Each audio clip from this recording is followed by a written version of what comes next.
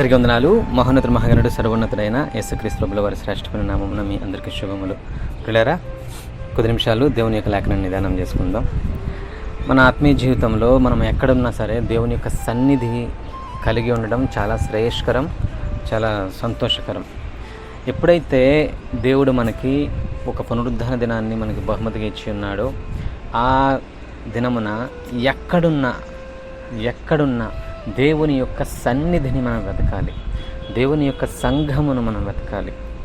ఉదాహరణకు నా విషయంలో అయితే నేను ఇక్కడ గుజరాత్ ప్రాంతంలో ఉన్నాను. ఈ ప్రాంతంలో దగ్గరలో నాకు తెలిసిన సంఘం వారిని సంప్రదించడం, టైమింగ్స్ కనుక్కోవడం నేనైతే చేశాను. దానికి కారణం ఏంటి అనేసి అంటే, నేను ఎక్కడున్నా సరే ప్రభు సన్నిధిలో గడపాలి, ఆయనను ఘనపరచాలి, పరిశుద్ధులతో కలిసి ఆయనను స్తుతించాలి, మహింపరచాలి, ఆయన చేసిన కార్యములను ప్రకటించాలి, కొనియాడాలి అనేది నా యొక్క ఆశ. అందుకు తగినట్టుగానే దేవుడు నాకు అవకాశం ఇచ్చాడు. చాలామందికి ఈ అవకాశం కూడా ఉండదు. ఒకవేళ అవకాశం లేదు, స్థానిక సంఘం లేదు, దగ్గరలో సంఘం లేదు అనుకుంటే, మనం ఉన్న చోటనే దేవుని యొక్క సన్నిధిని అనుభవించేదిగా, దేవుని యొక్క కార్యములను ప్రకటించేవారిగా, దేవుణ్ణి ఘనపరిచేవారిగా, ఆత్మతో సత్యముతో ఆయన ఆరాధించేవారిగా మనము ముందుకు సాగగలమా అనేది ఈరోజు ప్రశ్న. ఇప్పుడు ఈ సహోదరులారా, చాలామంది సంఘం ఉన్నా సరే, దగ్గరలో ఉన్నా సరే వెళ్ళడానికి కానీ, లేవడానికి కానీ, సిద్ధపడడానికి కానీ ఆసక్తి చూపరు. కానీ నేనైతే ఇంకా బెటర్, ఇంకా ప్రజల మధ్య ఉన్నాను, సంతోషం. అదే బోర్డర్స్లో మన దేశాన్ని రేయి పగలు కాపలా కాస్తున్నటువంటి సైనికులు విషయంలో తీసుకోండి. వారికి అటు ఇటు బయటికి వెళ్ళే అవకాశాలు ఉండవు, కానీ వాళ్ళు కూడా దేవుని యొక్క సన్నిధిని ఆరాధన చేస్తారు, కలిగి ఉంటారు, సంతోషిస్తారు. దేవునిలో సంతోషించడం అనేది గొప్ప భాగ్యం అండి.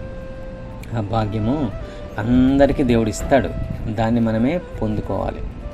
దేవుడిస్తాడు, మనం పొందుకోవాలి, దేవుణ్ణి అడగాలి. దేవుడు ఏ ఒక్కరికి కూడాను అన్యాయం చేయవాడు కాదు. మనం ఒకటే, ప్రభువా నాకు నీ సన్నిధి కావాలి, ప్రభువా నేను నీకు సన్నిధిలో నిన్ను ఆరాధన చేయాలి, ఆత్మతో ఆరాధన చేయాలి, సత్యంతో ఆరాధన చేయాలి అని చెప్పి ఆయన కొరకు మనం సిద్ధపడి ప్రార్థన చేస్తే దేవుడు మార్గాలు తెరుస్తాడు. అంతేకాకుండా ఎవ్వరూ లేకపోయినా నువ్వు ఒక్కడే ఉన్నా సరే చక్కగా పాటలు పాడి, వాక్యం చదువుకొని, వాక్యం ఈవెన్ కుదిరితే అవకాశం ఉంటే యూట్యూబ్లో కానీ, లేదా వాయిస్ మెసేజ్లో కానీ, వాట్సాప్లో కానీ వాక్యం విని దేవుణ్ణి ఆరాధన చేసుకునే ఆ యొక్క అవకాశాన్ని మనము తీసుకోవాలి. ప్రియ సహోదరులారా, అటువంటి ఆలోచన, అటువంటి సిద్ధపాటు, అటువంటి ఇష్టము, అటువంటి దేవుని ఎడల ఆసక్తి, భక్తిభావము ఈ అంచెదినములలో కూడా ఉండాలి. చూడండి, మన పాత నిబంధనలో దినవృత్తాంతం మొదటి గ్రంథంలో 16వ అధ్యాయం 7 నుంచి తీసుకున్నట్లయితే, దావీదు గారు తన ఆసాపుకి అప్పచెప్తాడు. ఏంటి ఆ విషయం అంటే, ఆ దినమందు యెహోవాను స్తుతి చేయు విచారణను ఏర్పరిచి దావీదు ఆసాపు చేతికిని వాని బంధువుల చేతికిని దానిని అప్పగించాను. ఏంటి? యెహోవాను గురించి విచారణ చేయడం. ఆ స్తుతి విధమేమనగా, విచారణ అంటే దేవుని గురించి ప్రకటించడము, దేవుని గురించి తెలుసుకోవడము, దేవుని గురించి ధ్యానం చేయడము, దేవుని గురించి వెతకడము. వాని బంధువుల చేతికిని దానిని అప్పగించాను. ఆ స్తుతి విధమేమనగా, యెహోవాకు కృతజ్ఞతాస్తుతులు చెల్లించుడి. కృతజ్ఞతలు చెల్లించాలి మొదట. ఆయన్ను కృతజ్ఞతలు. ప్రభువా, మమ్మల్ని పాలు తేనెలు ప్రవహించిన దేశానికి నడిపించావు. పగలు మేఘస్తంభమై, రాత్రి అగ్నిస్తంభమై మమ్మల్ని నిలిచి కాపాడావు. నేను బండను చీల్చి మాకు దాహాన్ని తీర్చావు.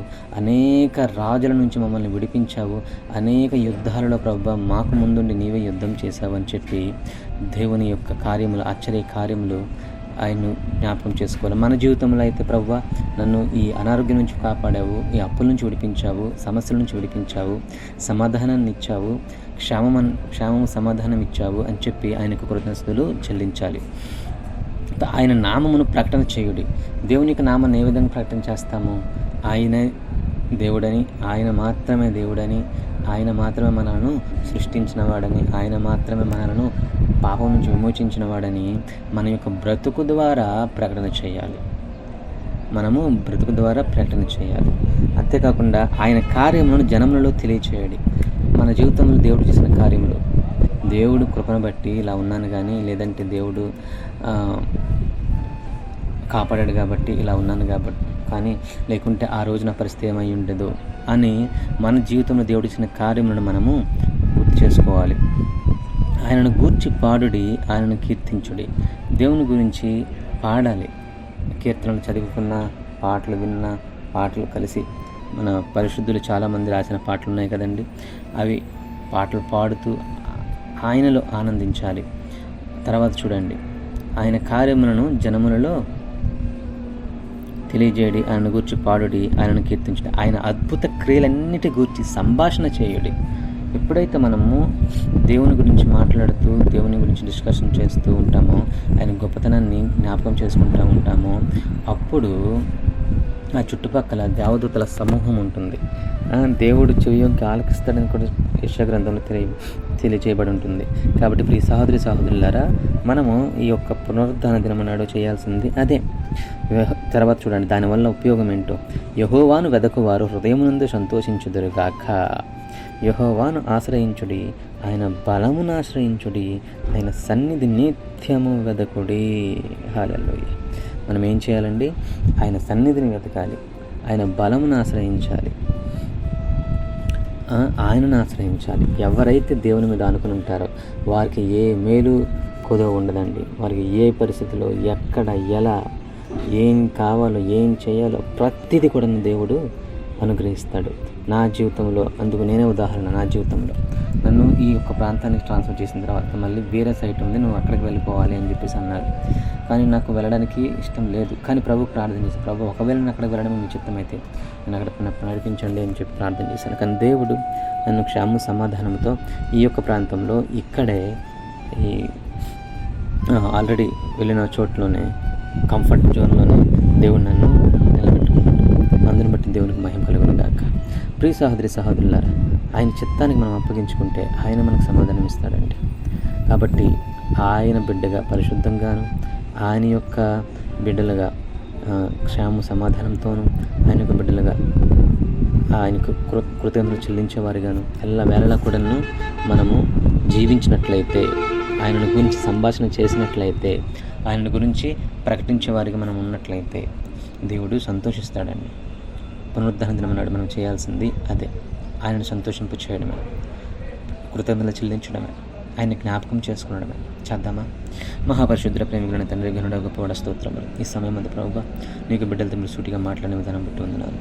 ఇతర వాక్యం ప్రభు ప్రతి ఒక్క హృదయం నిలకట్టి ఫలింపచేయమని, మీకు సన్నిధికి వెంబడిపడి గోజాడి మీకు సన్నిధికి వచ్చేందుకు కృప అనుగ్రహించమని, ఎక్కడున్నా, ఎలాంటి పరిస్థితుల్లో ఉన్నా మీ యొక్క ఆశ్చర్య కార్యములను గురించి నేను సంభాషణ చేస్తూ, మిమ్మల్ని మహింపరుస్తూ, మీకు మాత్రం మహింపరుస్తూ, నాయన మమ్మల్ని మేము ఆత్మతో, సత్యముతో ఆయన ఆరాధన చేయడానికి సిద్ధం చేసుకుంటూ, మమ్మల్ని మేము పరిశుద్ధపరుచుకుంటూ, యేసు ఘననామందు మీ యొక్క సన్నిధిలో స్థిరులుగా ఉండడానికి కృప చూపించమని వినయముతో రానయున్న క్రీస్తు యేసు నామం పేరిట అడిగి వేడుకుని చున్నాం పరమ తండ్రి. ఆమేన్, ఆమేన్. అందరికీ వందనాలు. May God bless you.